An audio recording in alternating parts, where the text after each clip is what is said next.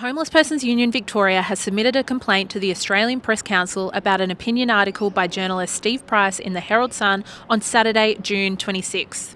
Mr. Price described a section of the Melbourne CBD as a urine-stinking homelessness camp occupied by drug-addicted, dangerous, mentally ill people, drug-crazed, barefoot lunatics, and shoeless, filthy beggars. This kind of offensive language and framing dehumanises people, strips away their humanity and ignores the complex realities often underlying people's occupation of public space in our cities and on our streets.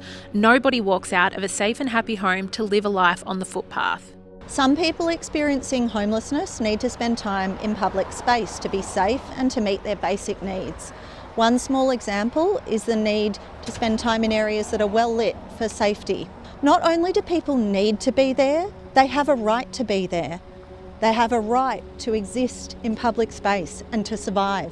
Irresponsible media portrayals of people experiencing homelessness are dehumanising and incorrectly feed into narratives that equate homelessness with crime and risk. This framing legitimises a harmful law and order response to complex social issues that need social safety net solutions. People on the streets of Melbourne need support to overcome inequality, marginalisation and abandonment. Steve Price's column showed a complete lack of empathy and has done immeasurable harm by ridiculing and trivialising the homelessness community's isolation and suffering from a position of privilege without offering any practical solutions. Responsible journalism should challenge decisions, policies and systems that contribute to homelessness, not attack people with little public platform, right of reply or resources to respond to how they are represented. The ways in which drug use and dependence intersect with the housing crisis and lack of accessible services is complex and needs nuanced conversations and supportive environments for those impacted.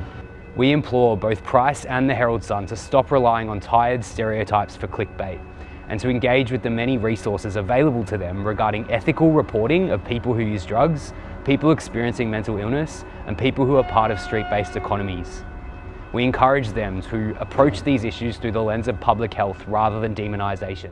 Dehumanising poor people is a lazy effort to lay blame on us for the consequences of political choices, and creating a boogeyman out of unhoused people does nothing more than give social licence for increasing criminalisation of poverty, destruction of public housing, welfare privatisation and balancing government budgets off the backs of those who have the least. We reject any and all efforts to divide us into deserving and undeserving poor. The Australian Press Council won't proceed with our complaint, and so we stand with our friends to ask that it incorporate the Council to Homeless Persons Media Messaging Guide into its advisory guidelines, just as it has for other topics and communities vulnerable to stigmatising coverage. What is critical about having public conversation around homelessness is that we get the facts so the community understand what is driving homelessness in Victoria. And the Australian Press Council have got a really important and critical role here, and they can issue guidelines about how we report on this critical issue facing Victorians. We call on all media outlets to adopt the guide when reporting on homelessness, and we ask the Australian community to reflect on how language operates when wielded by influential voices in our media. Sensationalist commentary is not in the public interest. It's unhoused people who are most at risk on our streets, not Mr. Price.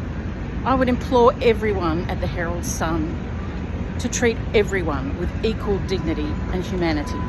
Public conversations about homelessness, mental health and substance use should be grounded in accuracy and dignity. We cannot always know the circumstances that have led to people living on the street and what their needs might be just by observing them.